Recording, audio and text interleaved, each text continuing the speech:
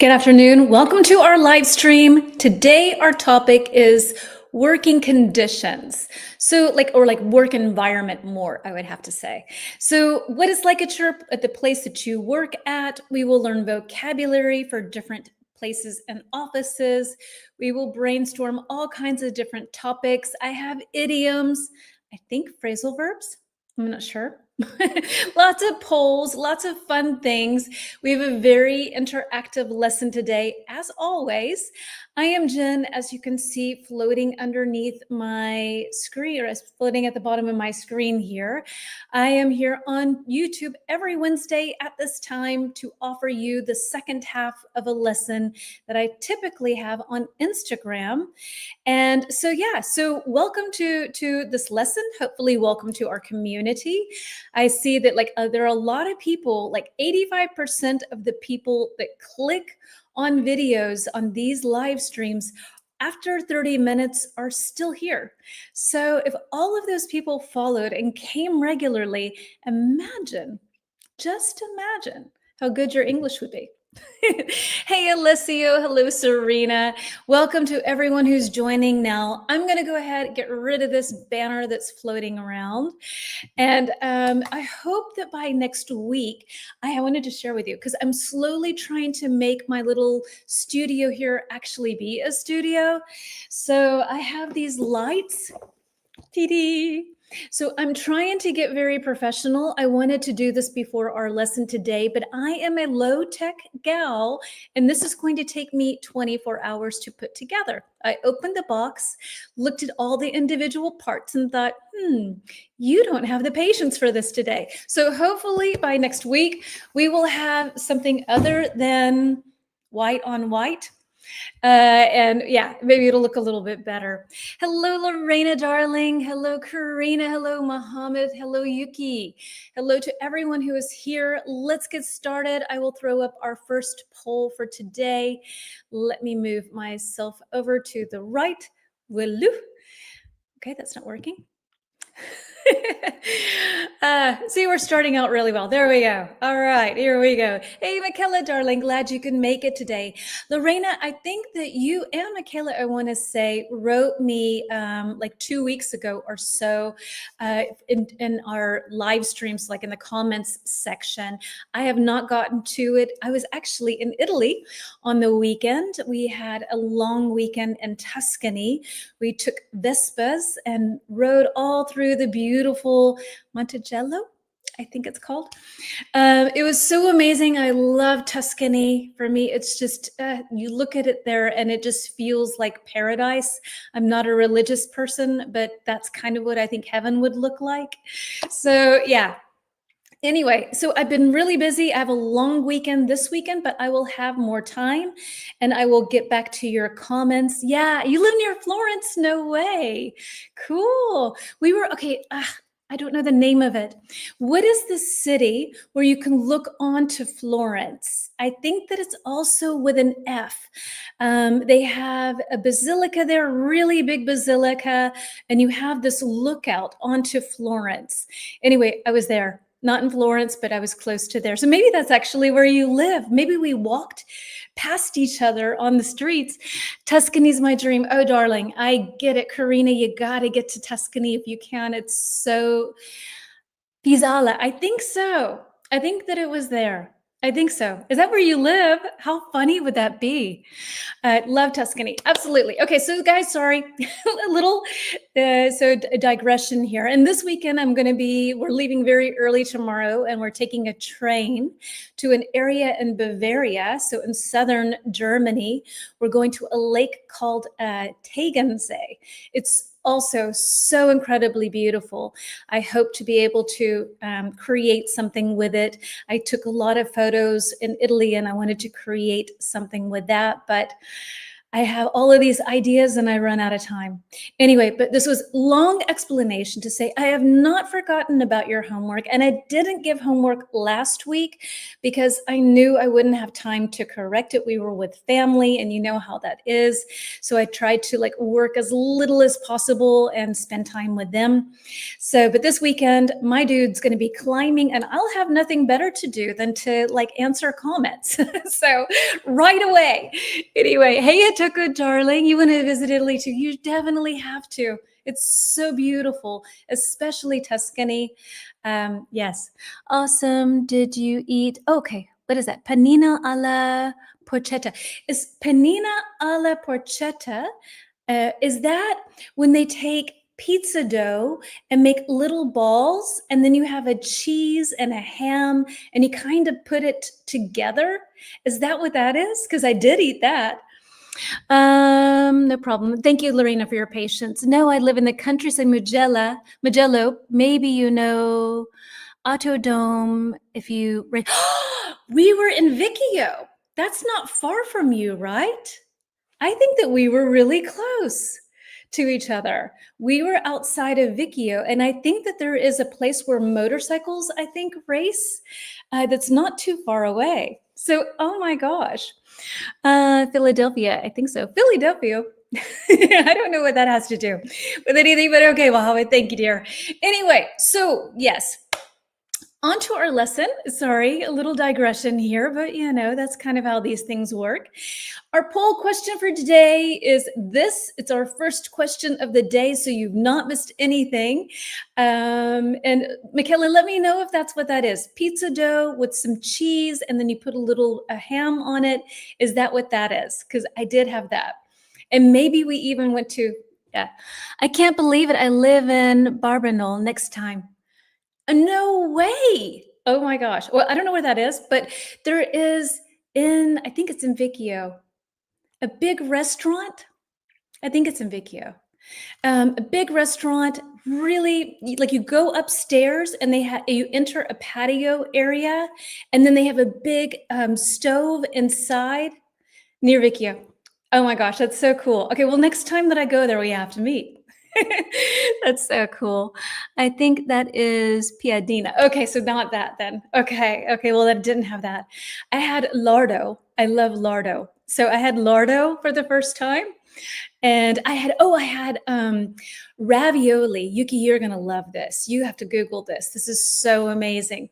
They have raviolis, and inside the raviolis, they make a potato mixture. And it sounds weird, but it's actually really, really good. And then with like a ragu sauce, so a ground beef sauce on top. And that was delicious. And that, Michaela, you probably will know this place. It was called, I think, something prosciutto on a corner. Very, very popular. Amazing food. That's Penzarati. Okay. Maybe Villa Campestre. I never remember names of things, unfortunately. So yes, Yuki, maybe if our Italian friends, I made ravioli from scratch. You have to try this recipe, Yuki. I don't know what it's called. Maybe our Italian friends can let us know what that's called when you have the potato mixture inside the ravioli and then with the meat sauce on top. But okay. Oh, Michaela, I have to send you where I went. I have to find out first where I went. Yeah. La Casa La Casa de Prosciutto, exactly. Near the small bridge, exactly. Near the old, I think it's a Medici bridge even, I'm not sure, but like from 1300 something. And the Germans bombed it. Yeah. So yeah, exactly. Great food, so cute. I love Tuscany. Okay, sorry. So here we go. What's the vibe in your ideal work environment? Okay. Is it A, quiet and focused? B, buzzing with collaboration, so lots going on? Is it C, flexible and chill, sort of kick back? D, structured and organized? How would you answer? Incredible. We were so close. I know, that's crazy. That's so amazing that we were so close. And we went, okay, I don't know. All right, sorry. Lots of beautiful places. I'll try to create a post on Instagram with my pictures. You'll know everything then, I'm for sure. In fact, I have a little pointy video I did inside La Casa del Prosciutto. So yeah. Okay, Hitoko is saying, see, flexible and chill is the kind of environment that she likes. All right. What other environments would you say that you like? What can you tell me? Yuki's going with D, structured and organized, and A, quiet and focused. Okay. Any other sort of suggestions here or answers? I think that I would go, I need really quiet and focused. I think I said this yesterday. I'm not one of these people that can work in a cafe. I really need quiet. Hey, Dan, welcome. And I saw also somebody else, hold on, that I did not say, Demutu. Hello, welcome to you as well. Popped in. Okay, next time you have to eat ravioli in Romagna. Okay, is that a place or is that a type of ravioli? Okay, we've got quiet and focused, quiet and focused. My ideal work environment is quiet and focused from Serena. Lorena's going with D, structured and organized. Yeah, I'm always surprised. A lot of you I know kind of work and listen to our lessons at the same time.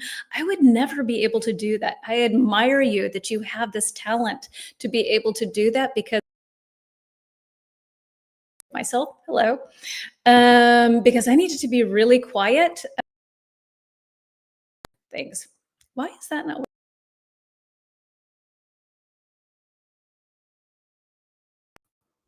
Okay, I hope this is, aha, there we go. Ta-da! All right, so let's pull up our first banner for today. We've had our first poll, and our first banner is a brainstorming exercise. And what are some areas we can find in an office? And I've kind of concentrated mostly on sort of office work, just for the sake of, because people work in fields, people work in all kinds of different scenarios. So in hospitals or whatever, but I just tried to make it simple and try to cover offices, the main things. So yeah, so Alessio, you said quiet and focused as well. All right, so then what would you say here? Different types, let's maybe take 2 minutes and brainstorm some areas you can find in an office. I have about 15 things here on my list. I'm gonna set my little timer here. And let's see. Okay, let's go. So what can you tell me? And that's going to switch me out. So any area in an office that you can think of?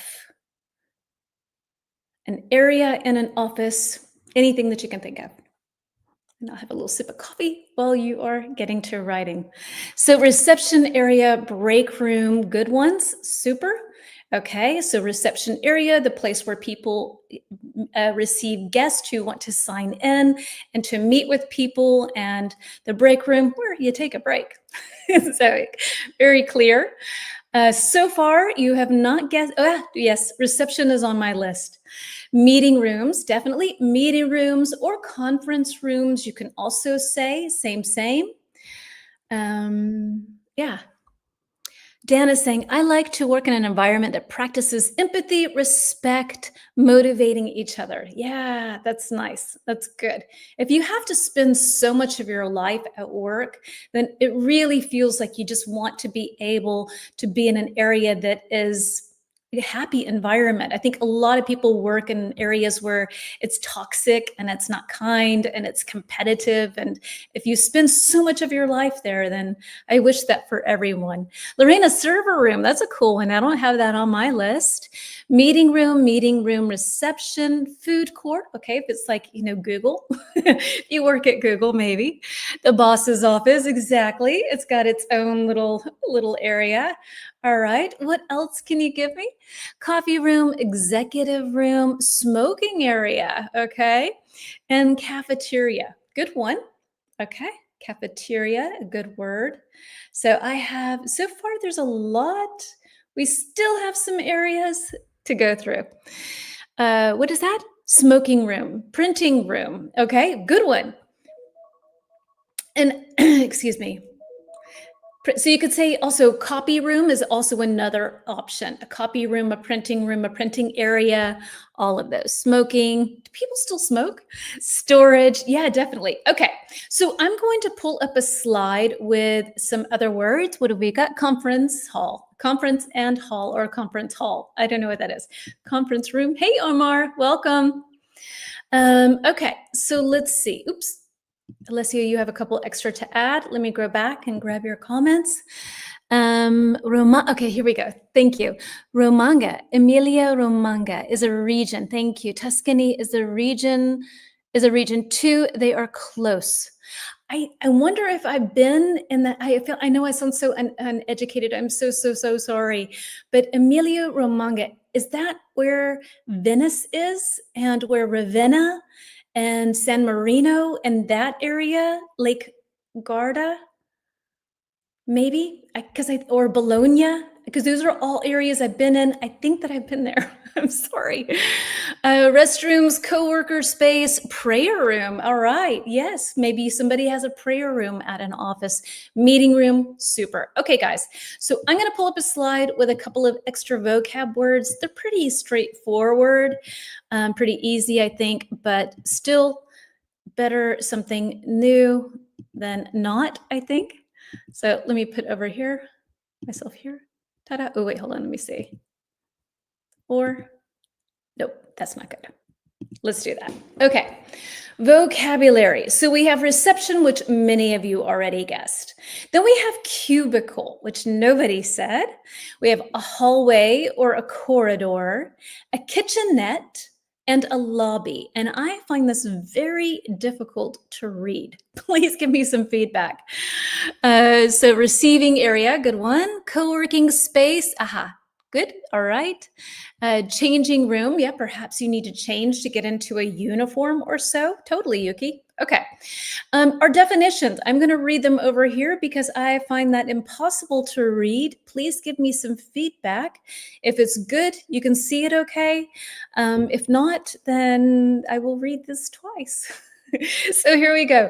A small kitchenette area for staff. Sorry, a small kitchen area for staff to prepare drinks or snacks, a passage connecting different rooms or parts of the office, a partially enclosed small workspace, D, the large entrance area near the front of a building, and E, the front desk or area where visitors are welcomed. You can see it. Okay, good, Yuki. Thank you for the heads up. Bologna and Ravenna, yes. Venice, not at all. It's Veneto. Okay. Okay, thank you. Well, I've been to that area. Bologna, the food is insane. So good. I don't remember us having ravioli, but maybe we did. It was 5 years ago, so please excuse me. But yes, we will definitely go back to Italy again. Like I said, my partner's sister lives in Vicchio, actually, and for part of the year. And so this was my second time there. So hopefully we will go again. All right, everyone's starting to answer. Let's boogie, let's go. So one, reception, everyone is saying clearly E, the front desk or area where visitors are welcomed. Number two, cubicle. What can you tell me with cubicle? I think that's such a funny sounding word, cubicle. So cubicle. What can you tell me with number two? To see, all right. Lorena saying see as well. And when we were there in 2000, that was, or 2020, that was during COVID. And so when we went to Venice, we didn't have a reservation for a restaurant, for the Doge Palace or anything. And we didn't have to wait. There was nobody there. So we probably will never go to Venice again because it was paradise. You could go anywhere there and not have to wait, not have to have tons of tourists. Supposedly the dolphins were there. We didn't see them. But yeah, anyway. So yeah, love Italy. So sorry. Okay, everyone's saying two is C. Cubicle is a partially enclosed small workspace. Has anybody ever worked in a cubicle or do you work in one now? Let me know if you have. I'm curious.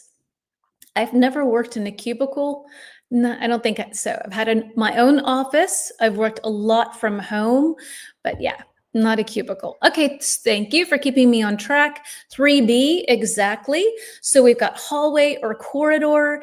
3B, so that is a passage connecting different rooms to the parts of the office. You can also use this in your home. You can have a hallway in your home and a corridor in your home as well.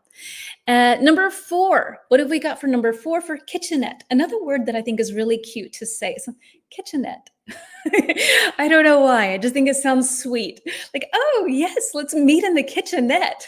So, what is a kitchenette now that I've kind of given it away?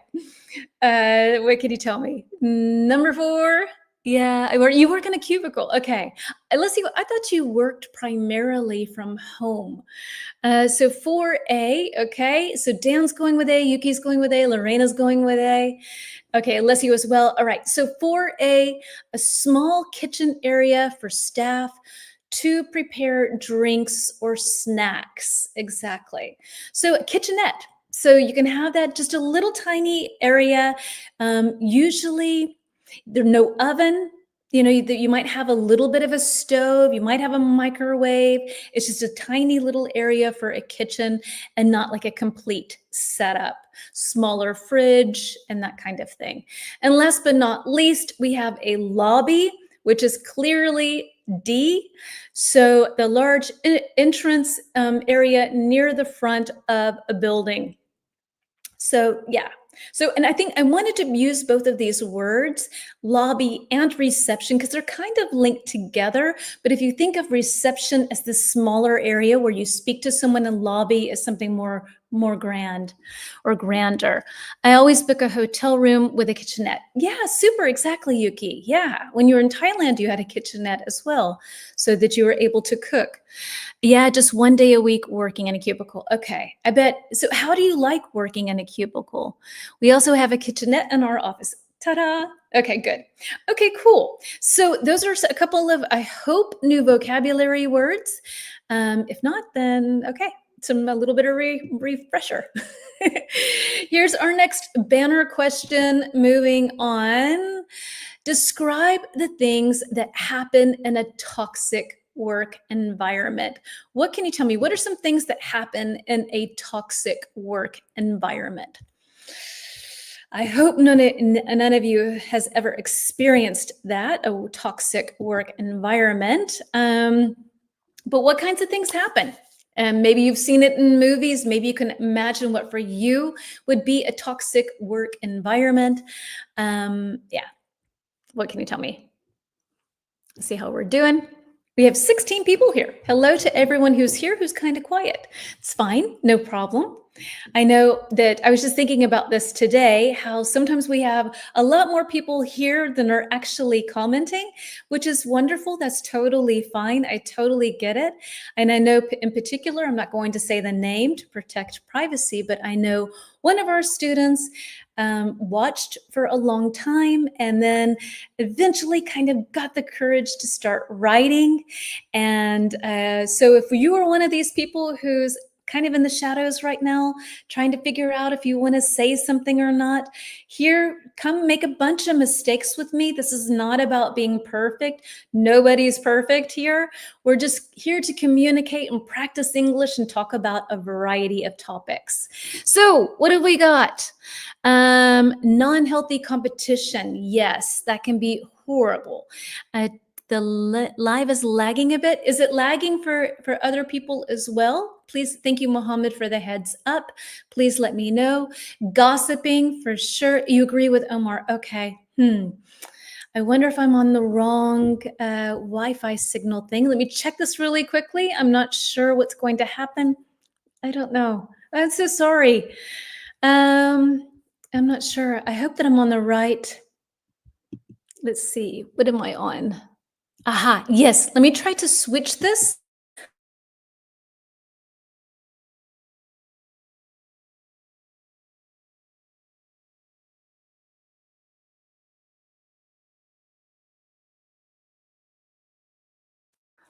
Okay, I'm back. I hope that you're still here. I hope this is still working.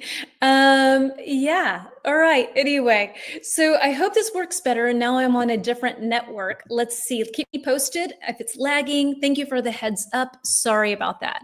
Toxic environment question mark. So an unhealthy environment, like a toxic relationship, a relationship that is mentally not healthy for you. So far, people have said gossiping, unhealthy competition. Alessio agrees with Omar. Is it better now? I hope it's a little bit better with a lagging thing. No communication between the colleagues. Lack of trust that could be very toxic, where everybody's protecting themselves, like trying to, also people who want to climb the corporate ladder, who are fighting each other to get the better jobs. Some coworkers degrade you. Hold on, let me find I had this little magnifying thing here. Okay, I've lost it. Some coworkers degrade you, don't recognize your improvement or achievements, right? So they might not be recognized for the things that you've actually done well. So I love our Gens community. I do too. Isn't it great, Serena? I love it. This is our safe space for many hours a day. Oh, yes. Thank you. Thank you, Laura. I am happy you feel that way. That's exactly what I want to provide for you. This is really like, thank you. Thank you, thank you, thank you. Wouldn't you work many hours a day? Yeah, so if you work a lot, you're not appreciated. This is all very toxic. I think that our toxic environment doesn't exist in Japan. That's why Yuki is asking about the meaning. I don't know. I would think toxic environments exist where humans exist. I, I hope that it doesn't exist in Japan, but I'm not so optimistic. No respect for personal space. Ooh, yeah. And I think especially if you work in a cubicle, you need to be able to have a lot of patience, I think, because you have an open plan office.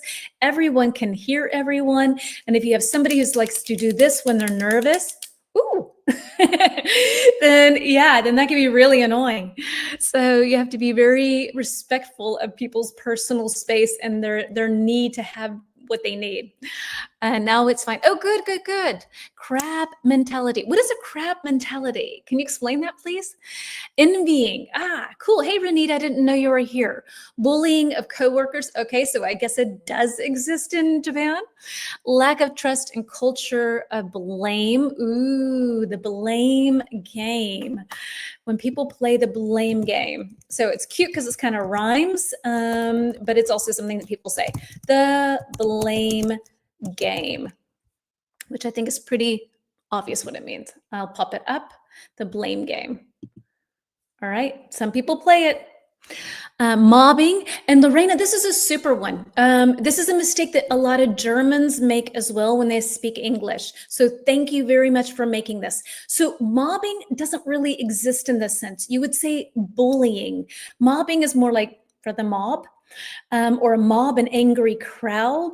But when you talk about someone ganging up on someone and being unkind to them, then we actually use the word bullying. This is one of these words that is an English word that's kind of gotten into foreign languages, and people think that it's actually a word that native speakers use, but they don't. So thank you for making that mistake. Awesome. Mobbing should actually be bullying. So thank you. Lack of respect. All right. We call that kind of environment a black office. Ooh, okay. I don't know. Maybe, but it certainly sounds like it.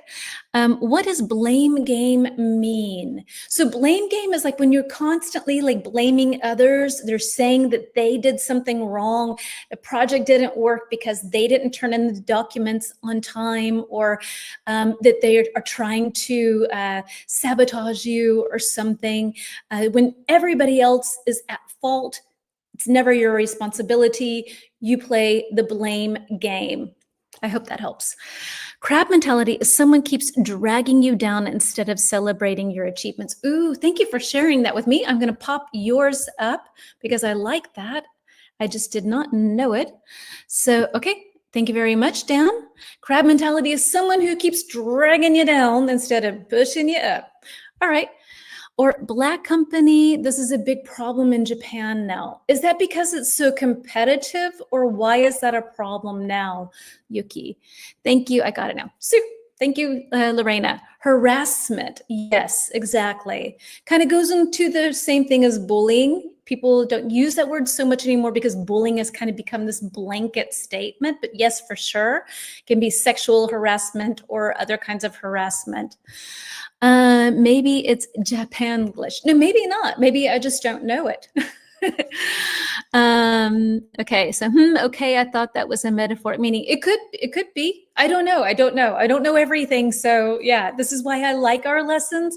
I bring a topic and we learn together. So yeah, I am not an expert on this topic. We are learning together. I prepare something, and so if you have something new to teach me, I'm always extremely grateful for that. Okay, so let's move on to our next slide, and we're going to take a look at a general work environment. And let's see. And I've got a couple of questions, and this is going more into kind of your work environment. So kind of get an idea and a feeling for what it's like at your company, and then you can answer these questions for yourself. So let's see, and let me scooch myself over.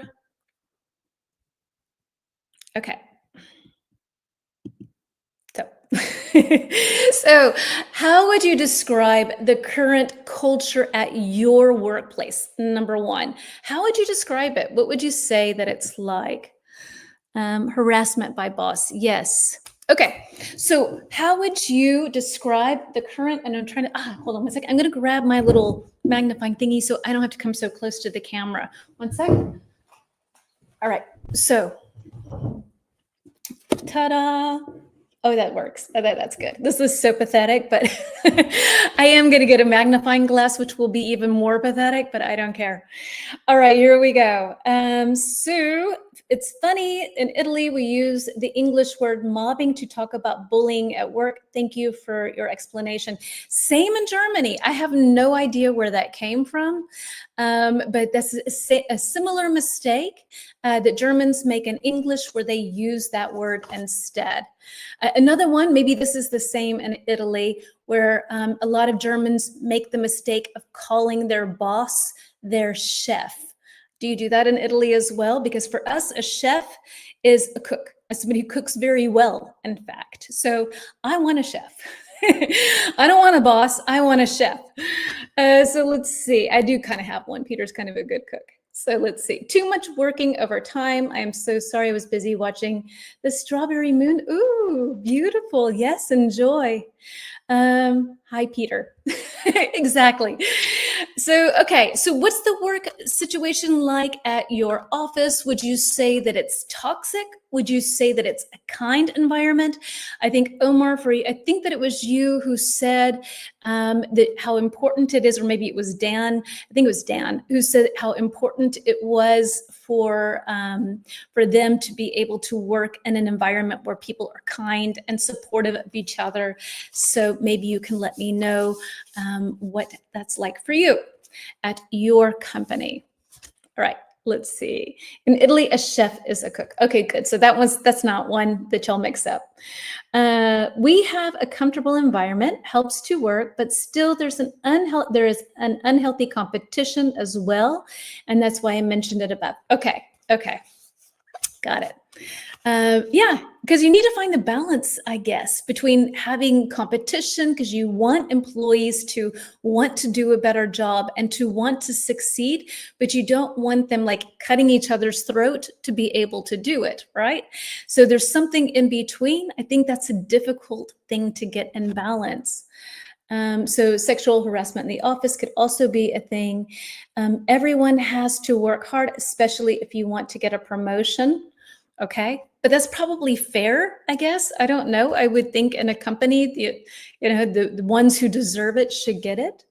I'm not working anymore now, but in my former workplace, men were favored. Okay. So then the ladies had to be twice as good as the men in order to get promoted, I guess. Let's see. Omar, you say. In Turkish, also they say chief for boss. Yes. And yeah, but in English, your boss is your boss. Although we do say president in chief. So with the president, something different. Everyone else is just a boss. So let's see. My work environment is collaborative. We try to help each other. I'm happy for you that you have that, Michaela. That's so nice. That's really wonderful. Okay, let's move on to number two. Aha, Lorena. Unfortunately, this is part of the Italian culture. Okay, I'm surprised. I thought like women in the Italian culture have like this sort of respect position, this position of respect somehow. So I'm sorry to hear that. I think in Germany, it's a lot more egalitarian, so it's a lot more equal. I think women still have to work in order to be able to get a job. But in Germany, well, you do know from the name, I don't know. You can't say that you're married. You don't say that well, actually, you do. You do all of that. Never mind. What am I saying? Okay. No, yeah, I don't know. All right, let's see. In my opinion, in my previous company, I got unhealthy competition. Oops, Lizzie, it's gone up. But actually, the company is totally different. There is a huge difference between Italian companies and American companies. Could you maybe write, I know you're busy working, but Alessio, if you get a second, I would be super interested to hear what you find the differences with American and Italian companies. I know one thing, American companies, you will work, and work. Because that's what we know. That's all we do. I feel guilty if I'm not working. It's horrible. Okay, I worked for 20 years in a bank, and the work environment was very competitive and hard. I agree with you, Lorena. It's hard for women. Okay, so are women hard with each other, or is it more men being hard to the women? I'm curious because I find in the United States that women don't really support each other. You would think that they would, but I don't know. I mean, we've tried to elect two female presidents. You saw how that went. And so, and for me, there's always this sort of thing where in the United States, there's sort of this bias. I have on my list to cover biases one day as a lesson, because even in our language, like if a man is ambitious, if he's driven, that's a good thing. If a woman is ambitious, that's a negative thing. It's like, what's wrong with her? Gross. So there's a lot of this sort of, I have a whole list of words where if a man is this thing, it's a positive thing. And if a woman is this thing, it's a negative thing. And it's also women keeping women down in the United States, I find, my experience. So let's see. When I was working at a company, female had, to pour beer from male coworkers and bosses. I no longer work at a company, so my knowledge is not updated. Okay. Wow. Okay.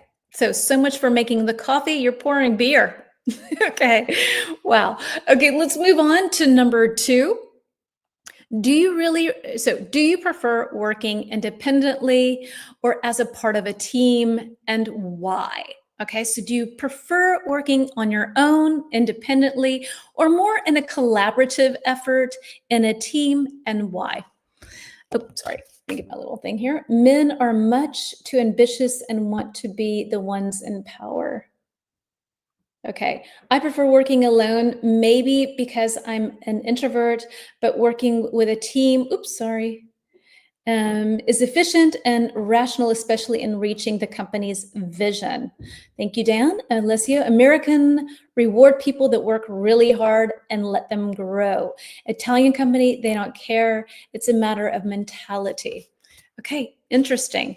Yes, but I think that, I think that probably I don't know because, but I'm just guessing that the Italian company will value more life and things that happen in life. Like I see here in Germany, where if you get sick or you get injured or whatever, then your company is just like, oh, let's help out. What can we do? And you have all the time in the world to get better. And in the American companies, like, well, there goes your vacation days. Get better soon. You know, it's more survival of the fittest in the United States. Let's see. It depends on the situation itself. Okay. All right. So I prefer to work on my own because I'm a control freak. I like things to be the way I want them to be. And if I do it on my own, then they are. so, so there is no problem.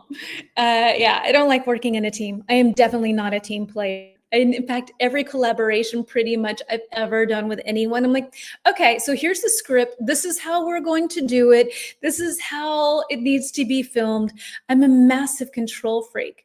And so I think that that's not nice for people who want to collaborate with me. So a lot of people don't want to collaborate with me because I'm just a control freak. It works well with Mike because he's also a control freak. So two control freaks are a good thing. But if somebody's kind of like, this is fine, whatever, I'm kind of like, nah, no, it's not. All right, so let's see. I am not a cooperative person, so I prefer working alone. Exactly, right? If you know this about yourself, then you can play it better. And like Muhammad said, it also depends on the situation, perhaps. I prefer to work on my own. Some work cannot be done without a team, true, okay? But still, one can make his own business as well. They should be a balance, I think. I prefer working independently. So we got a lot of independent workers here. And Omar, I think that the word that you're looking for, dear, is delegate. Delegate. So let's say you have a team and there's a lot of work to do, and you give different people a task, a job to do. You delegate. So you delegate the work to people, and then they can get it done, and then you can follow up and sort of keep an eye on it. That would be that. Okay. Third question, how important is office design? We're talking lighting, noise level, layout to your productivity. How important is it? Michaela, let me grab my little sheet here.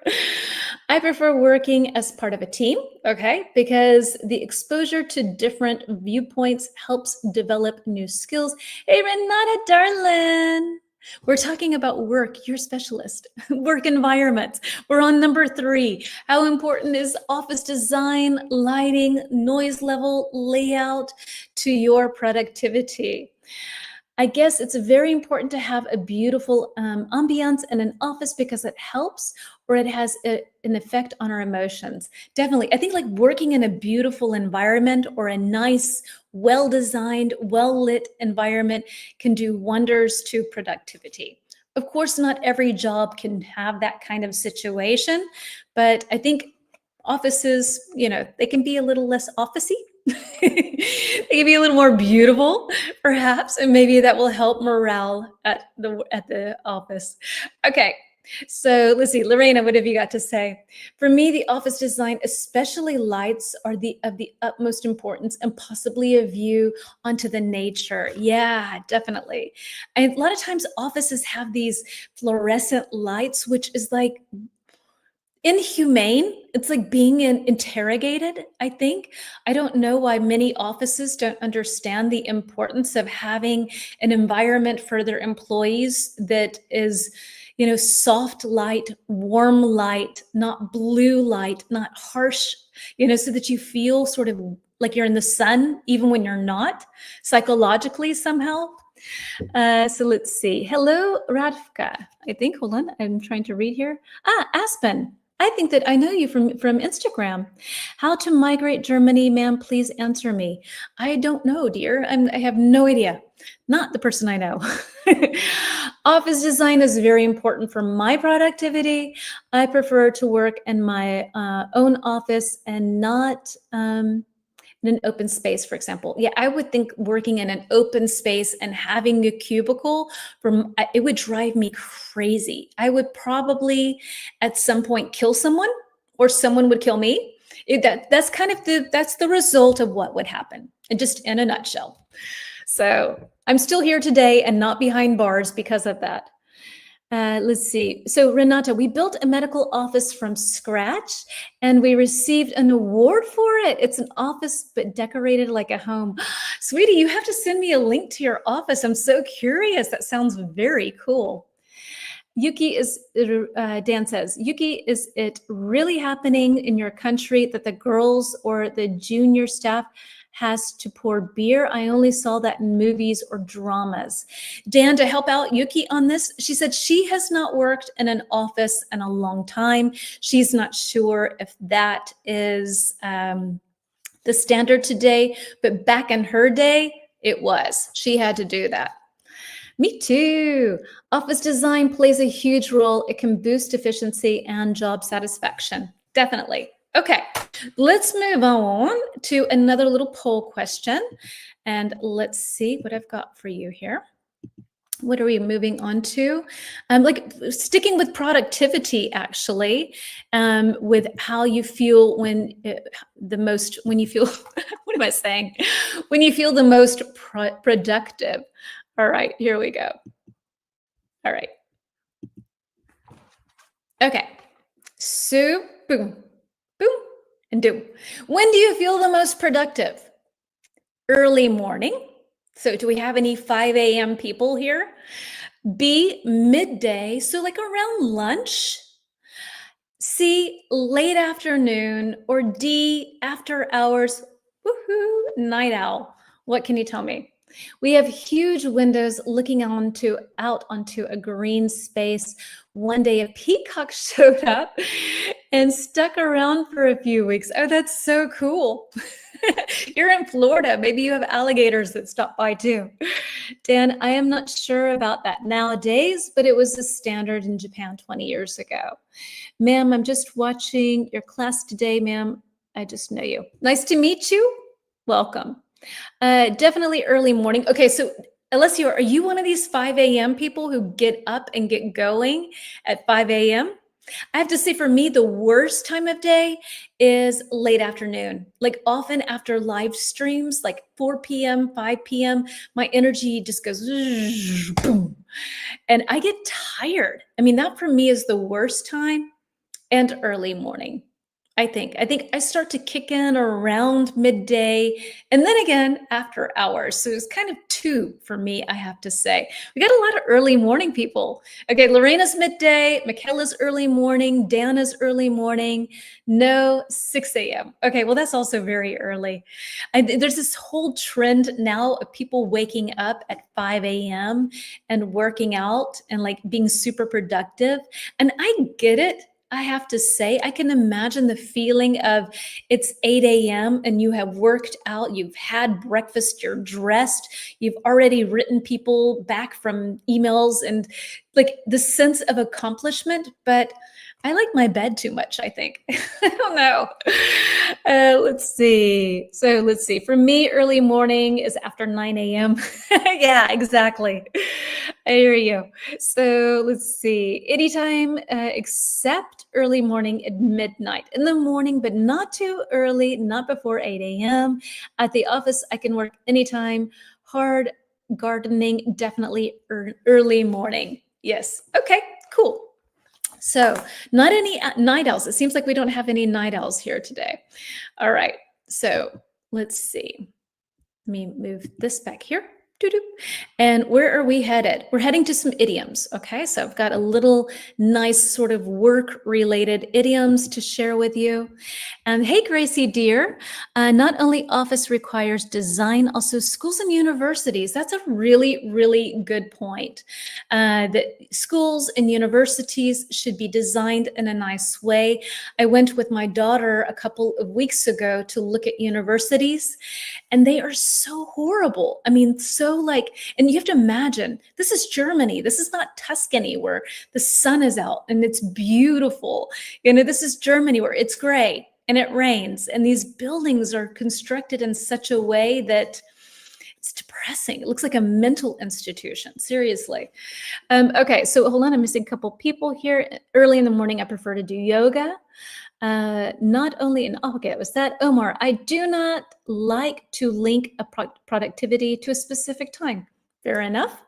In my case, I get up very energetic. I think I do too, but it's a weird kind of energy. Like I'm not grumpy. You know, you have these people who are not morning people. And I'm definitely a morning person, but but it takes me some time somehow. I don't know. I don't know if it's because I'm addicted to social media. So maybe it's that I just came like, oh, what's going on here and what's going on there? And then it's 9 a.m. I'm like, oh my gosh, what have I done for the past hour and a half? So I think I need to start something with myself where no social media until 9 a.m. I need to do that. Okay, y'all are my witnesses. I'm saying I need to do this. You can totally check in on me and say, were you on social media today at before 9 a.m.? I need to stop doing this. I used to be a night owl, but recently I get sleepy around midnight. That happens. We change. In my case, I get up, interject. That was that. Office design is very important to boost my motivation to work, right? And I think, Omar, I might have missed something that you said. That was that. And Gracie, yes. Okay. What is energetic? When you have a lot of energy, you wake up and you're buzzing and you're ready to do things. So when you have a lot of energy, then you are energetic. I hope that helps. Zodia, what does that say? Social media steals our energy. Yes, and our time. It really does. It's so bad. I'm so addicted. I need to get my daughter to help me put limits on my phone. I want to give my I want to put limits on my phone for YouTube, for Instagram, and what was the other one? Something else. I don't know that I'm always on. So let's see. Yeah, I really need to be able to stop doing that. All right. So let's see. Idioms. Let's go. Thank you, Yuki, for your feedback. Thank you. That's now clear. Slide number 5. Here we go. And let me push myself over to here. Okay, so let's see. D, but I want to be an early bird. Yeah. After hours. Yeah, the same thing that Peter had too, because like he would just go to bed with his phone. But now, since we've been back from Africa, we leave our phones upstairs. I'm sure I've said this before, so I'm boring you. But, here we are, our old relationship. Stories start repeating them, being repeated. So we leave our phones upstairs and we go to bed at 11 and then we read. And then we both get up way earlier. Well, I always got up earlier, but he used to sleep in a lot. And now he's up early as well. So maybe, I don't know if you take your phone with you to bed, but maybe that's a thing to do to test that out.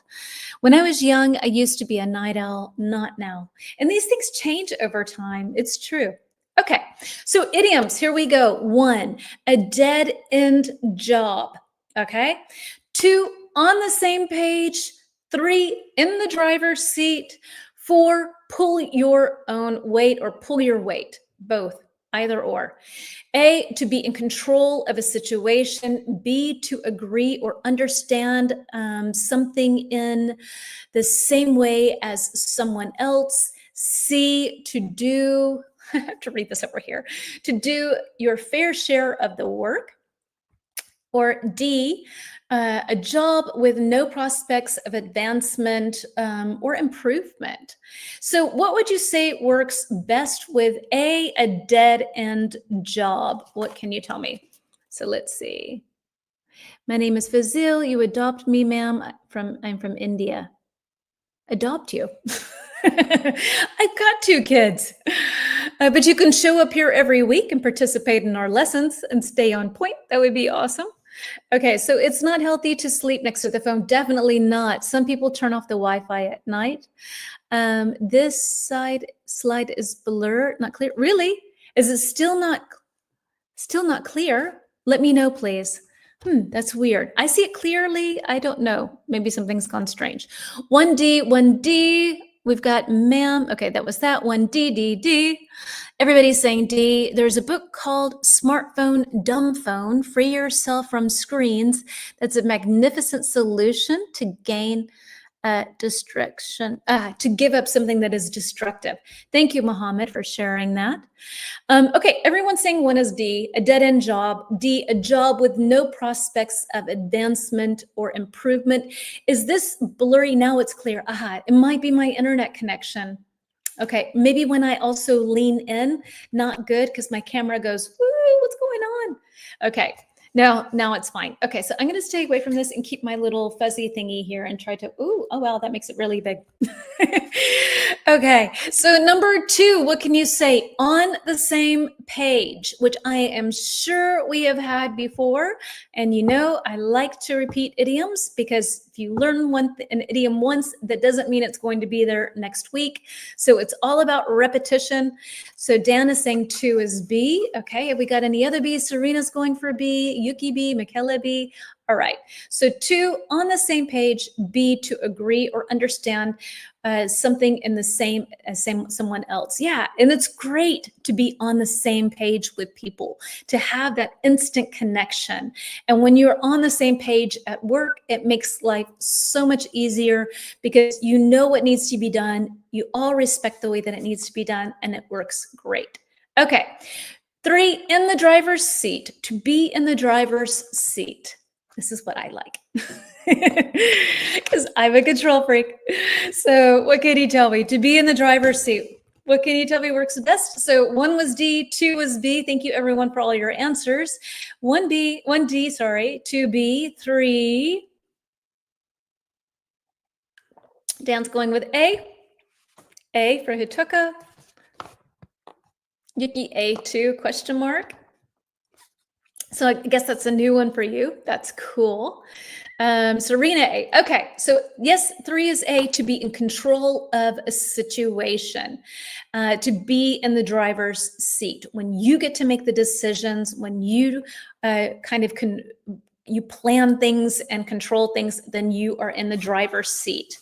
And in this case, then and even in like romantic relationships, there's often one person who's kind of in the driver's seat, and maybe not about everything, but about some things perhaps.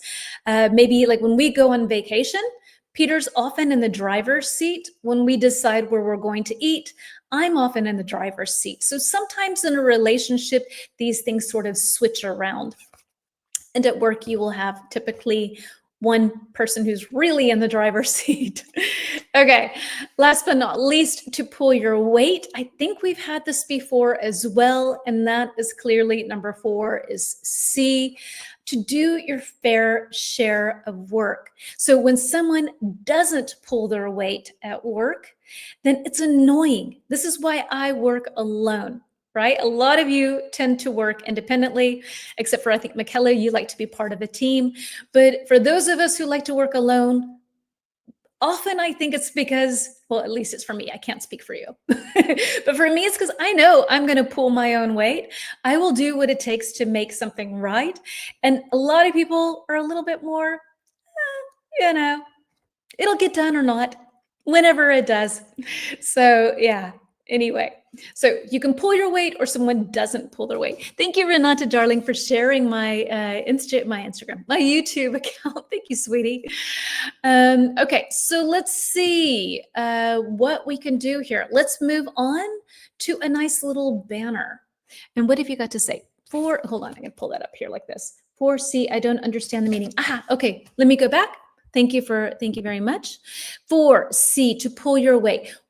So C, to do your share of the work. So when you have a job to do, then you do it, right? You don't dump it on someone else or delegate it. You do what you need to do. Then you pull your weight, whatever is your job, you handle it and do it. If you don't pull your weight, then maybe you're late with something, or you don't have things properly prepared, or something is missing. That would be an example of someone who isn't pulling their weight. A lot of times people can get fired from their jobs if they are not pulling their weight at the company, meaning doing the jobs that they need to do in order for everyone to succeed. I hope that helps. Okay, moving on to, where are we going? Okay, we've got another poll question about where you do the best work. Okay, so let's see what you have to say about this. And we are moving on to number 6. Here we go. All right, and I can just stay where I am. This is so easy. Okay, poll question: where do you get your best work done? So, do you need to be sitting at your desk? This is your zone. You can sit, you can concentrate. Or is it B, like on the couch? Maybe like me on the floor? C, in a coffee shop? Or D, no shame, but in bed? So what can you tell me? Okay. Okay, good. What is that beautiful headband to Miss Bright? Oh, thank you. Little sparkle, sparkle. So what can you tell me? Where do you find that you can concentrate the most? You're able to do your best work. I love working from bed, but if I were to do that, Peter would probably divorce me and we're not married, but I love working from bed. So no shame in it. So not the bed, then on the floor. So sitting on the couch, let's say, slash on the floor. Let's see. So Dan, you're saying A, Yuki's saying A, Hitoko A, and sometimes C. Okay, so you can work in a coffee shop as well. Any other points that people would like to share here? I'm going to grab a little bit of water. And what can you tell me? Or maybe you have another place that you enjoy working. Maybe you like to sit on a park bench or something like that. So Alessio, desk, okay. I come up with an innovative ideas for the office while gardening. I love that. Yes, or in the shower as well. I think that's also a place where I have a lot of ideas for whatever reason.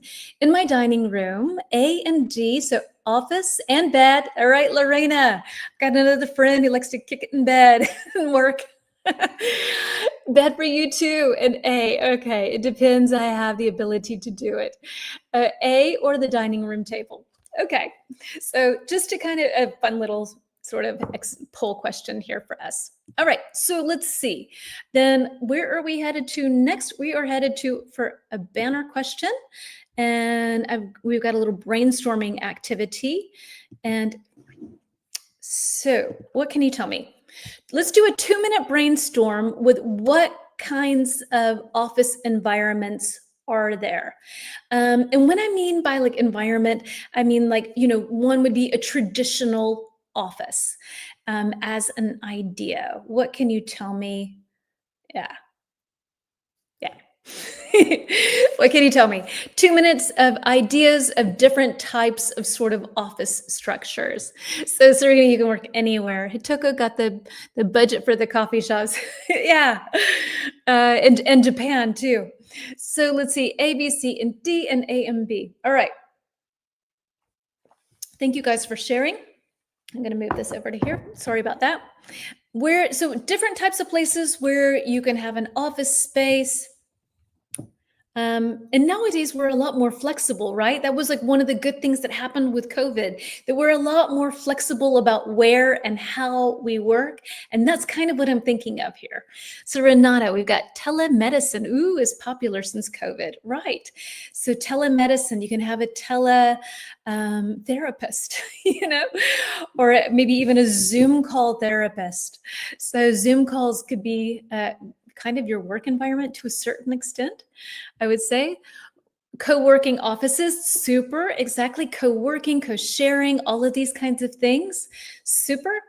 Any other ideas? Otherwise, if you don't have ideas, no big deal, because I have a slide prepared for us. Home office, for sure. So home office, co-working, traditional offices, telemedicine, communication office. I don't know how to call that. So, all right.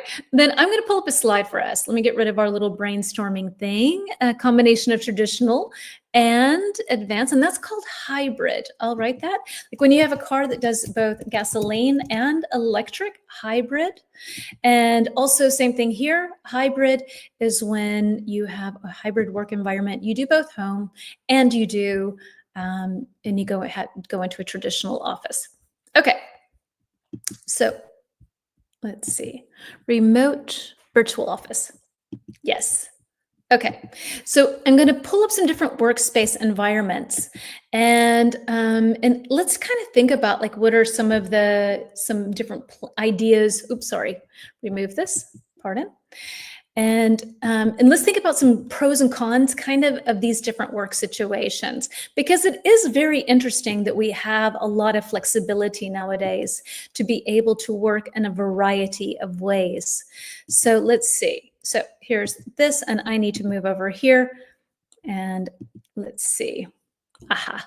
Okay. So what do you think of these spaces? We've said co-working spaces, information technology-based offices. In Japan, some people use karaoke box as a remote time rental office. No way. Wow. Hybrid work, half at home, half in the office. Open plan offices, so you sit in a cubicle. Remote work, only at home or home office in this case. Hot desking. Do you know what hot desking is? And traditional private offices. So you can take anything here. Actually, maybe we just kind of work through them quickly. Hot desking, just to give you an idea, is when you do not have a specific desk, you sign up for a desk. That's your desk for today. And maybe today you're here and tomorrow you're there and the next day you're there. So it's called hot desking, which I thought was kind of funny. All right. So looking at co-working spaces, what do you think would be the good and the bad and the ugly with a co-working space? I think for me, in a co-working space, I would be totally distracted. All these new people to meet, I would be talking all the time to all kinds of new people, and it probably would exhaust me. I could imagine I would not get a lot of work done in a co-working space. What about you? Oops, I'm moving my camera around here. What about a co-working space? And maybe you could even say, I think it would be nice to work in a co-working space or not. You can also tell me that. Hybrid work environment. Let me see if I had anything else. With co-working spaces, some vocab words that could kind of go along with it is a freelancer. That's a person who doesn't have a fixed contract. Doesn't get paid necessarily every month. Startup, you have a lot of startups that work in co-working spaces. And yeah, I think those are two good words. I'll plop those up as little extras for co-working space. Freelancer and start. Start IUE. That should be startup. Yes, my little typo there. We have hot desking. Oh, do you? Okay. Hot desking like a floater. Nurses do that. Okay, cool. What about with hybrid work? What can you tell me? Would you want to work in a hybrid space? Yes, no, maybe so. I know some people are team, I just want to be at home. And some people are team, I absolutely need to be in an office. So what is it for you? Would you want to have a hybrid situation, 50-50 or whatever? Co-working space is okay for you, Yuki says. Yes, I get distracted. I would totally get distracted. Like, oh, there's someone new. What's going on over there? Co-working space lacks privacy. For me too, I would think so as well. Okay, what about hybrid spaces? What do you think? Or hybrid situations, let's say, hybrid work. I'm going to type in a couple of little extra vocab sort of things here. Flexible schedules, right? So you're more flexible about when you come in and when you leave. Typically, schedule. In-office days, so you have days when you need to be in the office, in-office days, and remote days. And maybe there's more work-life balance. I don't know. One could argue that. I'm not sure. I know for myself, I work at home and I have very little work-life balance. Gotten better. Alessio, since we first met, we've been talking about work-life balance. So a couple of little extra sort of cherries to add to this, to hybrid work. Flexible schedules, not a fixed time, like you have to necessarily be here at this exact time. In office days, days you actually go into the office, remote days, you're not at home, not at the office, and work-life balance. Does hybrid mean both online? Yeah, and an office, exactly. So kind of a mix, exactly. Hybrid spaces offer flexibility. That's true too. Okay. Hybrid is good for work balance. Gracie, what have you got to say? I need the contact with my coworkers. I like to I work. Aha, you like to be present. Okay, so you like the traditional, I want to be at work, I need to be with my coworkers. I need to, we're humans, right? We're animals. We need to see each other. And it's sometimes not enough to just be on camera, right? I mean, it is for our little group, which I think is amazing that we've kind of created this space here. It's really amazing, but I think it's very unusual. In fact, when COVID first started, then I had a couple of lessons from a company that I kept, and I would teach them online. And I had been teaching them for like 3 or 4 years. So it was already a long period of time. And when we went on to video lessons, the chemistry between all of us changed. It was just weird. And so I'm very impressed and surprised and grateful that we have been able to create that sort of chemistry. Like I would have, like the way we are together is how it is in a lesson with me in real life. But I wasn't able to create that with people I knew. So I find that really interesting. I used to contact, okay, that was that. Okay, what about then with open plan offices? So we had the word cubicle. I'll write it again, just in case somebody, cubicle, the little space that you work in that's open. Noise distractions. Oh, this doesn't correct me and I can't see. Distractions. What else can we say? Collaboration. Yeah, Gracie, you were saying you like to collaborate with people, and collaboration. If I am misspelling these, please don't judge. And yeah, okay, these are, I think, a couple of nice little vocab words to add to open plan spaces. But yeah, cubicles, noise distractions, collaborations. Hot desking is an interesting word. It is. Hybrid is great. Hybrid work would be excellent, but there is no selection for household wife like me. Yeah, exactly. Where would your other place be that you would go, Yuki? Probably your garden, I think. Let's see. Okay, so any other things with where are we? Sorry. With open plan offices. Open plan offices, sorry. We were on hybrid work, open plan offices, cubicle, noise distractions, collaboration. I'm back on track. So yes. So what would you say? I would hate it. I would absolutely hate it. Unless I don't know how you do it even one day of the week. I think everyone would drive me crazy. I would drive everyone crazy. It would not be a good thing. I'm just honest. I just know myself. It would not work. Okay, moving on to, let's see, Lorena, I don't like all the open plan offices. They're too noisy. Yeah, I mean, I can't imagine that. It would be horrible. So moving on to remote work, the good, the bad, the ugly of remote work. I think that you have to have a lot of self-discipline because you have so many distractions at home too, right? Self-discipline, good internet connection, because that can be maddening. Internet connection. I hope that's right. Those are a couple of words that I would add, sort of basic ones, I think. Self-discipline, you would need to have good internet connection. I think the space to be able to work from home, that's not just, one can't just automatically assume that if you live in a small place or you have a lot of people that live with you, that come in and out, to be able to create a space that's just your space can sometimes be a challenge, I think. Remote work can lead to isolation for sure, right, Michaela? Sure, definitely. Focus for sure. Oop, I don't know what I'm pulling up there. All right. What about with hot desking? Where you move things around all the time. Yeah. What do you think of that? Desk. So I'm going to say desk availability. Availability.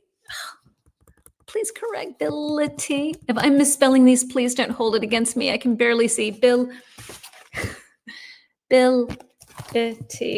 I think. What else can we say with hot desking? It would drive me nuts, I think, to have like my pen, I have here my powder, I have all kinds of junk that's just here, and to have to put all of that together every single night and move it to like a locker or take it home with me. Locker is also a word where you keep your items locked up into a space. That would drive me crazy, I think. I think it would be annoying to have to kind of like, yeah, I don't know, unpack, pack every single day. I wouldn't like that, I think. And I would guess with hot desking, you would either have a cubicle, so we go back to that, or maybe you would have your own personal office. I'm not sure how that really works. We would have first come, first served. Okay. First come, that's 2 words. First come, first served, which is a nice little expression. The first person who gets there gets the item, gets the desk they want. First come, first served. And you can use this in a variety of different ways.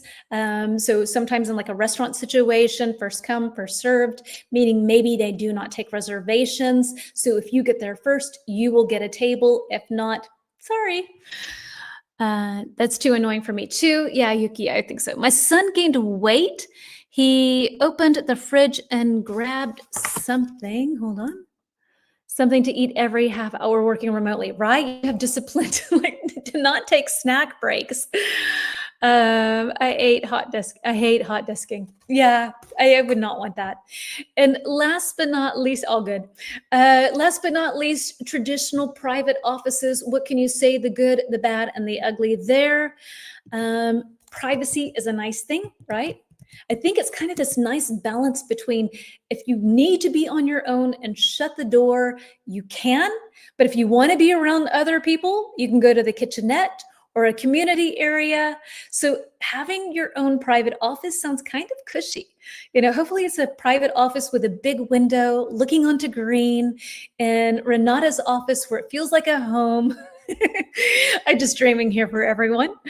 Let's see. Yeah, in a quiet environment. But privacy, I think, would be a big thing for me. Privacy would be awesome. I think it's like if I had to work in an office, I would definitely want my own office. So let's see. While working from home, my son was once talking on the phone from the bed in his t-shirt. Yeah, same with my daughter. She would turn off the camera and sleep during her lessons. What are you doing? Yeah, at the end of the day, 1 a.m., really less productive at the office. Also because there are people that instead of going in the meeting room, they start the meeting at the cubicle close to mine, okay? So it's distracting to have that noise. It was hard for it was bad for his physical appearance and he stayed at home all day, not positive. Oh, Gracie, I'm so sorry. I'm so sorry that that turned out to be that way. I love having my private office. I can close the door if I need, but I keep it open, not to isolate my coworkers. Exactly, right? So you can kind of have the best of both worlds. The best of both worlds. I'll type that in too. The best of both worlds. You can have your privacy, but you can also kind of be open and connected and communicative with everyone else. You get rid of that. Boop, and there we go. All right, the best of both worlds. On the other hand, it's hard at the office is much easier to build relationships. Yeah, networking at the office, definitely. You're not going to network necessarily from your living room. Maybe with the mailman when he delivers your Amazon packages. But yeah, in traditional office, you need to be presentable and share common spaces. I do have a big window and I personally designed my office space. Sweetie, send me a picture. I'm so curious.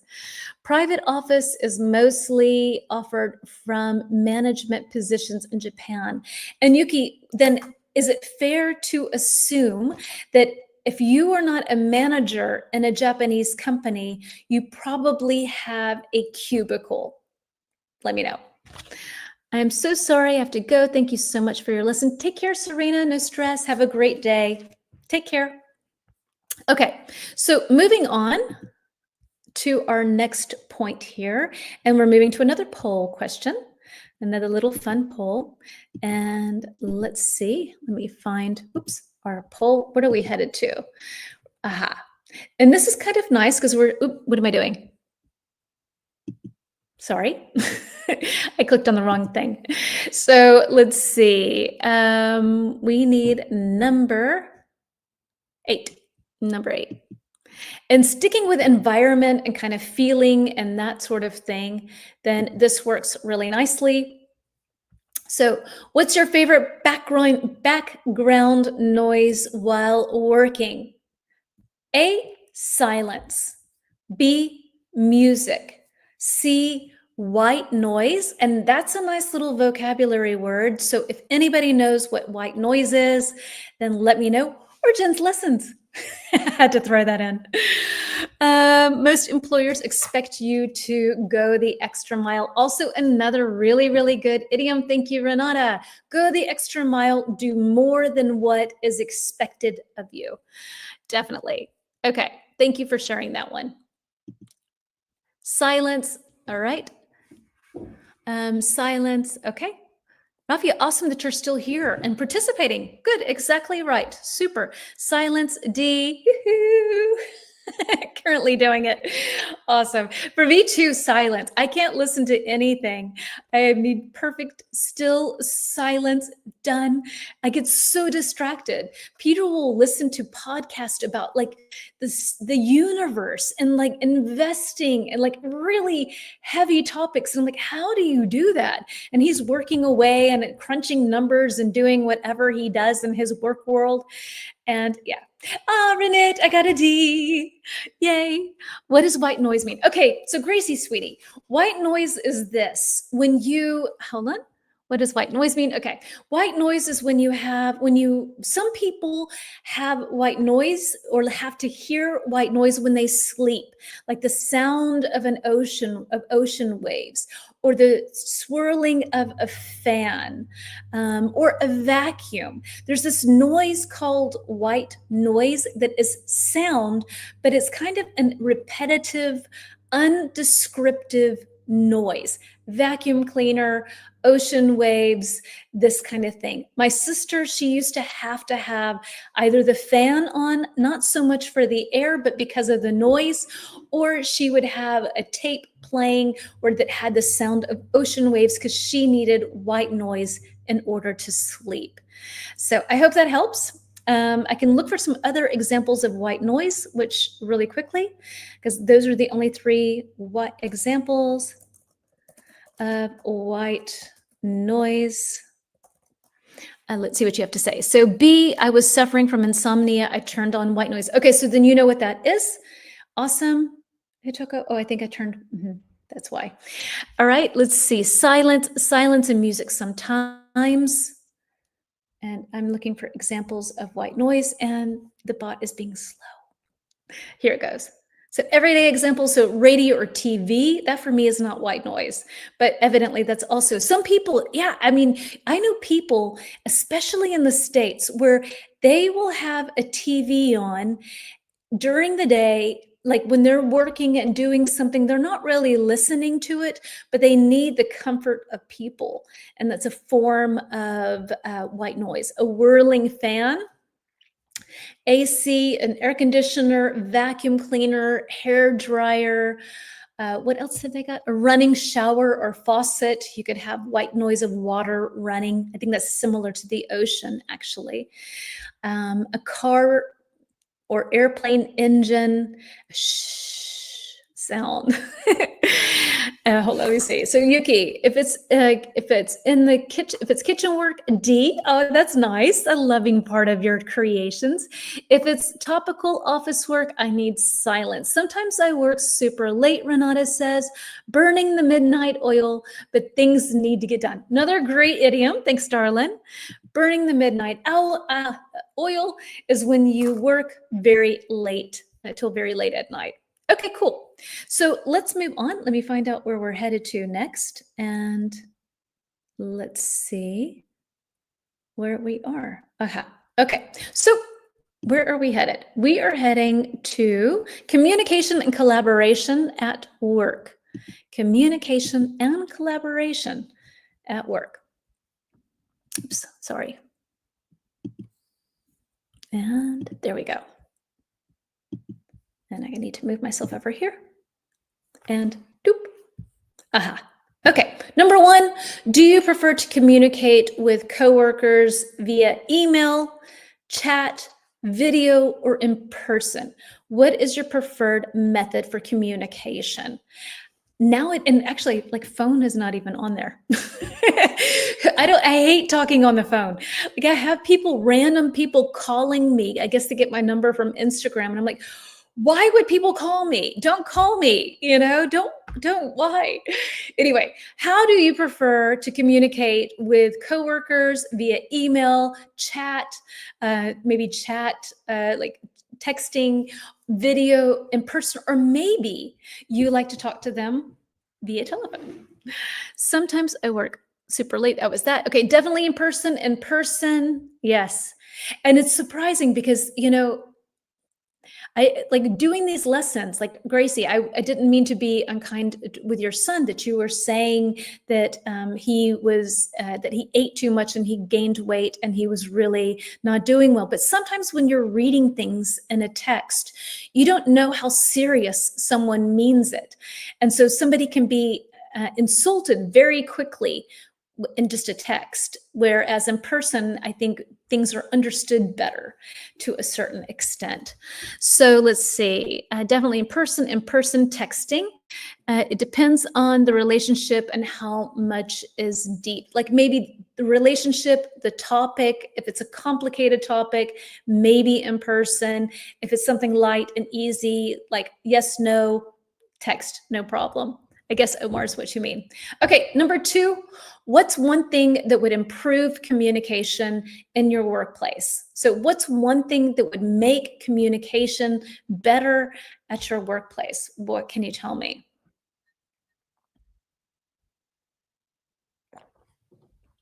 Face-to-face communication for you is the best, okay? Hold on. Chat and in person, okay. So what's something that you would think would be good? Or do you think the communication at your office is good? Maybe you feel like people are doing a really good job, that this is actually, it works very well at your office. I shouldn't be so negative. Maybe things are good and wonderful and you don't need to do anything different. What could you say?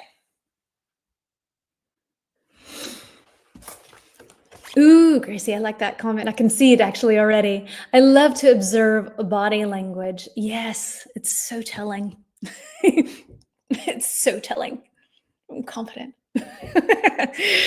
Yeah, definitely. Understanding how responses affect, hello, Carmen, darling, affect others. Yes. So that would be better for the communication. Yes. So saying things, I guess, in a kind way, Renata, so that people don't get offended. Via email or chat is not enough to have good communication. Yes, I think as humans, it's really difficult. You need to kind of feel things and sense each other. We are animals, like I said earlier. I might not concentrate when I talk with coworkers, so I prefer texting because I can review the conversation. Yeah, I get that. Yeah, you can choose your words, choose them carefully, review them, edit them, send it, delete it. Let's see. I did not sleep for a second today because of the full moon. Oh no. Oh, sweetie. Well, I hope you've had some coffee. Moving on then, please, to number three. I'm happy to have you here. Moving on to three is, how do you handle disagreements or conflicts at work? So is there something that's set up in your office for you to be able to handle conflicts and disagreements? Or like, I don't know, do you have like a box where people just put in, this is annoying me, it's sort of a grief box in a way? We all have difficult sensitivity levels and different sense of humor. Exactly, Renata. And that's why I know there's like two people who don't follow me anymore because I said something. And I think you all know me. I would never say anything to be mean. But sometimes maybe I lacked empathy, or I laughed and I shouldn't have laughed. But you can't see that sometimes in a message. So just so that we're all on the same page, if I ever say anything and it offends you, please care enough to write me privately. Please, so that I can know that. Don't just go disappear. Let me know what's going on, because sometimes it really is. You know, you don't have the body language. You don't see the gestures on the face. You can't hear how someone's breathing. You can't sense different things, and so sometimes it's difficult. It just is. Let's see. Typing everybody is brave. Oops, sorry. But having the in front, yes, okay. Typing everybody is brave, but having the person in front of communication is a challenge. Yeah. It's the things that we say sometimes behind a keyboard are not the things that we would say to someone's face. Unfortunately, it should, Gracie, don't you think, be a golden rule. If you can't say that to a person's face, then don't say it on the keyboard, I think. Great topic. We have a culture of open communication at work, at your workplace. Always talk about it, but it's always in a respectful way. Ah, Carmen, I'm happy for you that you have that. Wonderful. Okay, folks, then let's move on. We have a brainstorming activity. I have no idea. Okay, it's already 1:30. Let's see. We have still some stuff to do, but we'll think this is pretty fast. So brainstorming activity, and let's see. Just to give those of you an idea of how much more we have left. So brainstorming activity, how can companies show their employees that they are valued? Okay, this is really important, right? A lot of people want to be recognized for the hard work that they put into the company, the money they've earned for the company. Understandable, right? So let's see. You are cutting, caring, and beyond polite. Oh, you're sweet. It's not you. Some people are way too sensitive, taking things personally. But that could be. But sometimes I'm insensitive, and I don't know if I'm insensitive. And if I am, then I'd prefer to know that. Yeah, so I can kind of try to clarify it. I understand perfectly when someone is provoking you. In this case, I prefer to leave. Even though we talk face to face, misunderstanding happens. That's true. It can happen also face to face, of course. Try to communicate clearly and count to 10 before speaking. Golden rules. I love this. So then let's take some time to brainstorm how companies, can show their employees they're valued. Let's give this 3 minutes, and I will time us. Let's see, 3 minutes. Ways, maybe you can think of ways your company has shown that they care about the time and the commitment that you have put into your work environment. And just to kind of give you an idea of how much longer we have, let's see, that's that. We have about 5 things, but we might do less. Giving pride. And I think in this case, what you mean, sweetie, is praise. When you say, hey, you did a really great job, then you praise someone. Let me write that in there, because pride is like this feeling that you feel inside. But if you praise someone, then they might feel proud or pride. Praise, I think, is what you mean. Okay, sorry, praise. Ta-da! Praise, praise. So let's see. By communicating clearly and count to 10. Okay, so hold on. Give them a raise. Yeah, they earn what they deserve. Give them opportunities to choose shifts and to choose their holidays by raising the wage or supporting with holidays provided by the company. Giving pride. Also supporting the Deutschland ticket. Yeah. So, and the Deutschland ticket is the ticket that allows you to travel on the Deutsche Bahn, and I think also buses as well, for a fixed price, and it's a really good price. Yeah, so then they can also be able to just get to work for free. Get promoted, pay raise, bonuses. I'm missing one here from Renata. Employers need to recognize individual achievements, punctuality, team spirit. Team spirit's a good one, right? If you have someone at your office who's really like always kind of like the vibey person, like making sure everything is happy and good, that's such a wonderful person to have in your office, especially if they're also working. We are with you as long as you're here. I hope so. Praying, paying you, paying you, of course. Opportunity for growth. Okay, sounds good. Some of the things that I had on my list was to buy coffee or small gifts. Oh no, sorry, hold on, wrong section. To give a public shout out. So this is kind of a cool way of saying this when you say to people, hey, this person did a great job today, and you give them a shout out. That's called giving them a shout out. So you let everybody know this person has done an excellent job. For me, this started on the radio when people would give shout outs for birthdays or for things, people going into retirement or something like that. So that's a shout out. So to give a promotion, to a career advancement, opportunity for growth, paying for a course. Yeah, that would be great, right? Your company's like, you're doing an amazing job. Get better at this because you've got it. Yeah, definitely. Gift cards, bonuses. Bonuses are good. Employee of the Month awards. I don't know. Let's see what else. So training and development courses, more flexible hours, maybe a half day for free, something like that. Other things, celebrating birthdays and anniversaries, team building activities. But I felt like the companies where I taught English, the majority of the people hated team building activities. They were like, "Ugh, we have another team building activity." So I don't know about those. Yeah.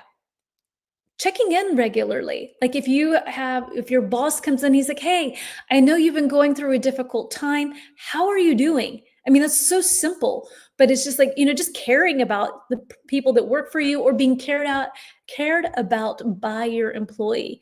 That could be another way. Okay. So let's see.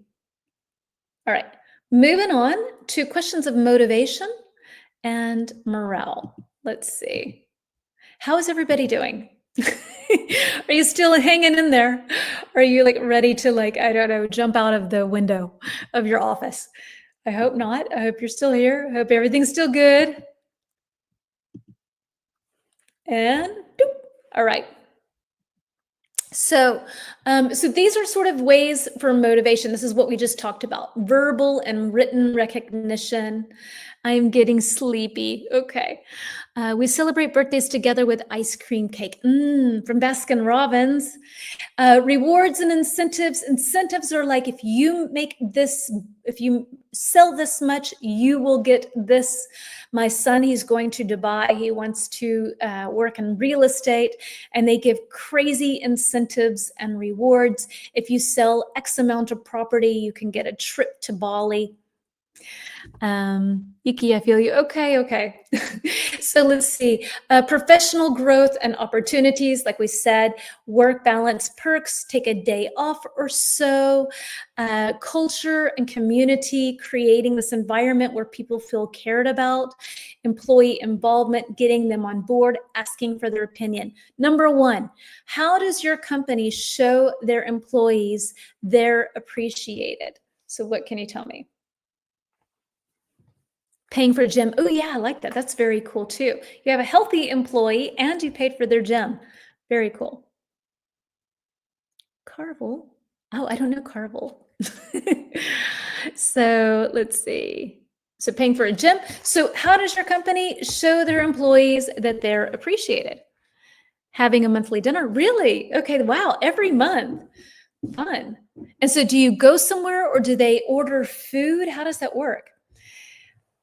What are ways that your company does this? And so either that or two, what kind of recognition? Oops, sorry. Here, I'm going to go over here.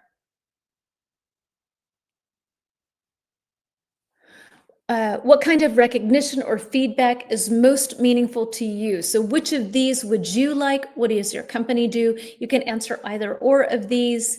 And last but not least, what small change would you make to your workday so that it would make it more enjoyable? We have birthday and Xmas gift cards. Ooh, where do you have gift cards from? I'm curious. Gifts at birthdays and special team meetings at Christmas in a restaurant or special activity. Okay, so celebrating some of the holidays together. Let's see. Money is the best. Yes, I'll put it in my own. I'll buy my own food. Yeah, money is the best, right? A nice big bonus. Exactly. Tax-free bonus, but I don't know if that can happen. All right.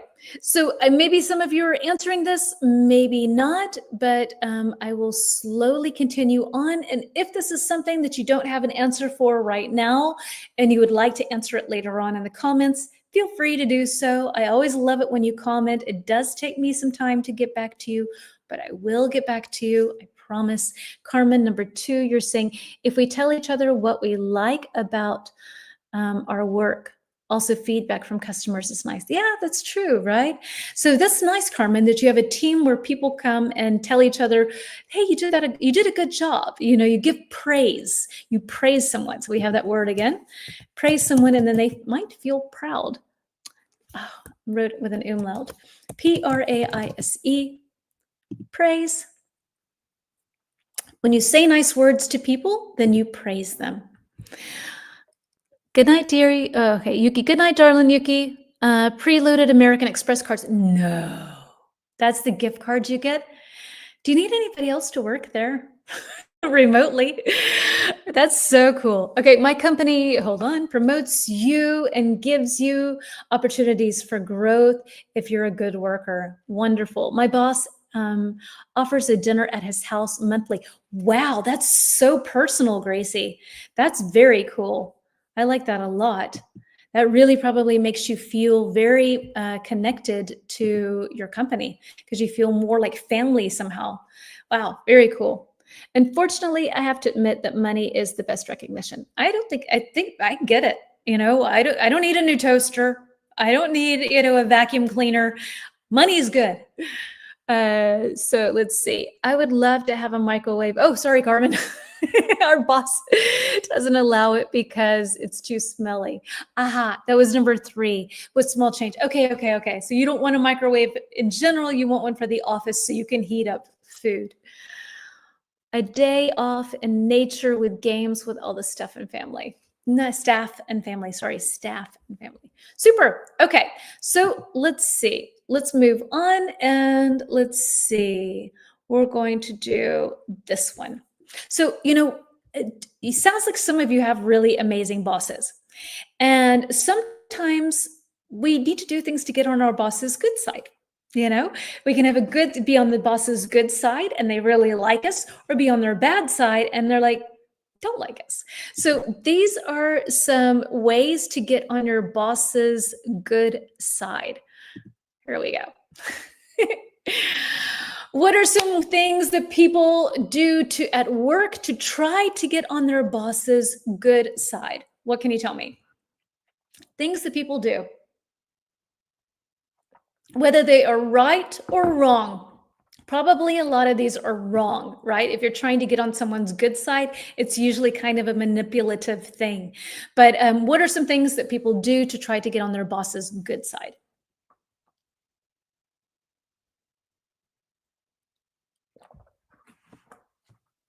What can you tell me? I have one, for example, is to agree with everything the boss says. Like, yeah, that's a great idea. Yeah, perfect. You should do that. Ooh, yeah, I can see that. So they fake being very nice. Oops. Get the work done with no drama. Yeah, definitely. Okay, that's a positive thing. They fake being very nice. I hate this behavior. My ex-boss was a disaster, very bossy, and never recognized anything, only pointed mistakes. That's why I resigned. Good that you did, Gracie, because it sounds like you have a great company now. Am I fuzzy? Hold on, I think I have to, and daha. Yeah, so some things that you can do to try to get on your boss's good side. Let's see. What was that? Another idea would be to buy coffee for your boss or a small gift. Cover up for your boss's mistakes. So if your boss makes a mistake, you take the blame. We had that word earlier. When you did something wrong, you're like, oh, no, I did it. So you take the blame to try to get on your boss's good side. Arrive early, leave late. Those could be ways as well. So yes, men, we have that as a word in just a minute. Yes, man, or a yes, woman. Yes. Good one, Michaela. You've already read my mind. Support the bosses at all times, even when doing something for his interest. Okay. So doing something, so it doesn't really help necessarily the company or whatever, but you're trying to help him out to get on his good side. I guess it would be a little bit like volunteering for unpopular tasks. You do something just to kind of laugh at his jokes. That's a good one. So you laugh at his or her jokes all the time and praise the boss in front of others. Look at our boss. He's so great. All sounds so clinical, so manipulative. I don't like yes. Sorry, pardon my French. All good, all good. Yeah, no, exactly. But sometimes we can be a little strategic about things, right? It doesn't have to be all gloom and doom. I have a little slide here now for people. This is our last slide of the day. For people who do try to get on their boss's good side. And yeah, these are phrases for people who do these kinds of things. You know, everybody has these people at work who do these things. Okay, so last but not least, and I need to scooch over here. All right, maybe here. That's better. So phrases to get on your boss's good side. Here we go. 1, to suck up to someone. 2, to curry favor. 3, to be a people pleaser. 4, to be a yes man or a yes woman. Thank you. I think, Michaela, that was you who said that one already. Mirroring behavior. Ooh, a good one. Very, very good. Gracie, you probably would like that. You would notice that observation, that body language. Let's see. Hold on. Oh, always agree with your boss can sometimes save your career. Yeah, sometimes these things are good. Strategically employed, it can be a good thing. But without kissing up to, yes. I catch his mistakes and correct them. Tell him at the end of the day to do a better job. Do your best job. Okay. So here, how about brown nosing? Hitoko, thank you so much for bringing that up. I did not want to put that on our list, but I'm going to put your comment here on the side because that's a classic one. And we'll talk about that in a minute. Thank you, darling. Let's go through definitions, match these suckers up, talk about Hitoko's brown nosing comment, and then we can continue on to say goodbye, that is. Brown nosing, exactly. So let's see. So always trying to make everyone happy, even if it's difficult for you.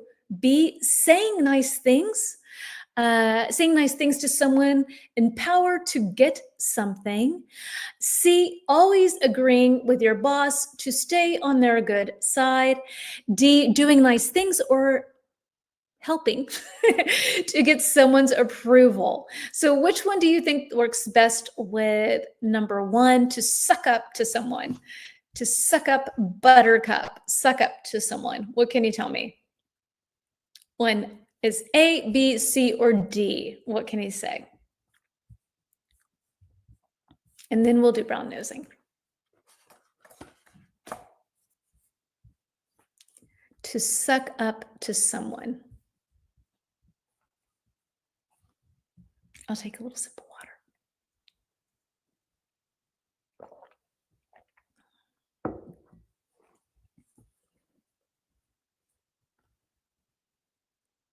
Number 1. My ex-husband tried, hold on, let me see. My ex-husband tried to meet him in extra activities like golf and skiing.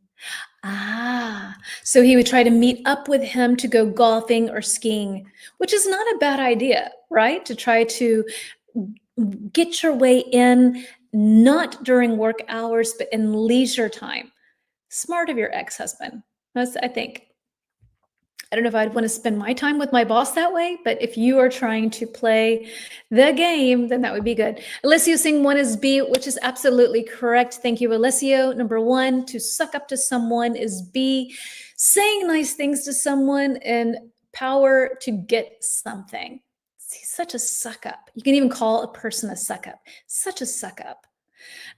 So then, or to suck up to someone. He sucks up to him all the time. He sucks up to our boss every day. It's so annoying. To curry favor, number two. So curry not only a spice, in this case, to curry favor. Yes, exactly. One is B. So what is number two? What can you tell me for number two? To curry favor.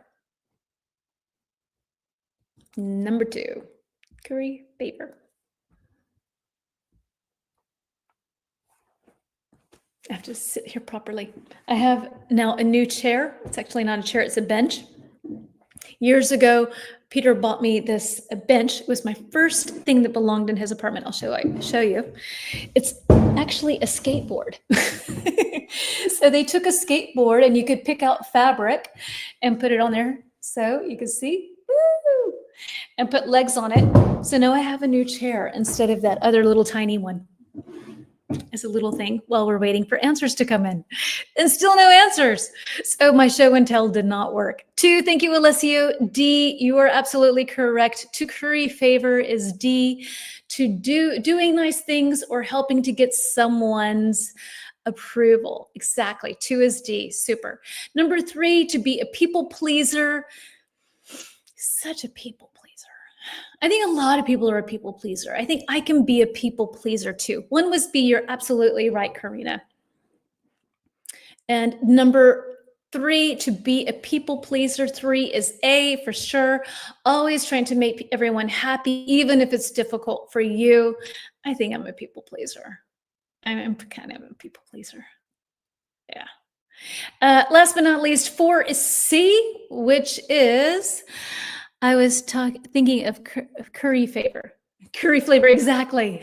It is curry favor, no flavor. Exactly. So four is C. So to be a yes man or a yes woman, as I think it was Michaela that said earlier, or Lorena, I'm not quite sure, sorry guys, was C, always agreeing with your boss. Yeah, sure. Yeah, great idea. Love it. Yeah, we can stay here all night and work. Fabulous. Good. So that would be that. Let's see. Nice chair. It's very cool, right? It's fun. And so, and I'm sitting here, actually, my table here is my makeup table. So this is all kind of like very sort of an impromptu sort of office setting here, but I've decided to move this chair. This is all actually stuff that I have normally in my bedroom, but whatever, it's here now for now. Going with the boss to continued education courses is a good idea. Then sharing what you've learned. Exactly. 2D, exactly. 2 was D.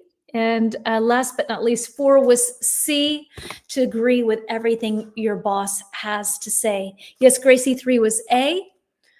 And 4 was C. I think some of you, yeah, we're a little behind on that one. That happens. Okay, and then last but not least, before we go, brown nosing. Okay, so I didn't include this because I wasn't sure if I should. But now that Hitoko has, then it's totally okay. So brown nosing is probably what you might think, because we also can say that someone is a kiss. I'll write it in the comments, okay? If somebody is a kiss, that word down there, then they also are a brown noser. Get it? So if somebody gets too close to someone's behind, they might get a brown nose. So this, I looked it up where it came from, and it came from the military. I think it was in World War II. where people who tried, actually, before I tell you Jenniferish, let me make sure that that's correct. And but basically, it came from the military, where you would have some soldiers try to brown nose the different higher ranks in order to be able to do things or not do things. And so it came from there for whatever reason. Brown nose meaning or come from. Let's do that. Military, I know, I can't remember exactly when, but it's not so old. Exactly. I think I'm not a people pleaser anymore. Lucky you. Congratulations, darling. Congratulations. So yeah, is that a laughing emoji? I don't know what that is. So first usage, excuse me, not necessarily World War II, originated in the US military in the 1930s, the 1940s. And yeah, so, and it's kind of crude. It's a little bit like, this is why I didn't include it. So thank you, Hitoko, for doing so, because people actually say this. If you were to meet the King of England, then you probably wouldn't want to say, oh, I don't want to brown nose you, but this is a really great place. It would be a little crude. I'll write that word. Crude, which is a little kind of like not really tasteful, a little kind of off color, a little, you know, but people do say it every day. So yeah, he's such a brown noser, you know, he just brown noses the boss all the time. So there you go. Brown nosing is the same as a people pleaser. Could be, but it's one of the elements of it. Let's say that, okay? A brown noser. All right, so folks, on that note, not to be a brown noser, but I mean it genuinely from my heart. Thank you so much for sharing your time with me and for our incredible community and for participating and sharing your thoughts and for us to be able to learn together. I appreciate this more than I can say. So thank you, because this is my dream job. And if you show up, I'm going to show up, and it's a good thing. So have a wonderful day. I will try to make a post maybe about my trip to Tuscany. I will learn actually where I was, so I don't sound so ridiculous. And this week I will be in Carmen. I'm going to Tegensee this weekend. And so hopefully I'll also be able to post something from there as well. And Michaela, next time I'm in Vecchio, I'm looking you up. Let's see. Thank you, everyone. Thank you very much. So, Carmen, I'm happy you're able to hang out, even though I know you're super tired. Let me know next time I'm in Vecchio. For sure. Okay, folks, take care. Bye-bye.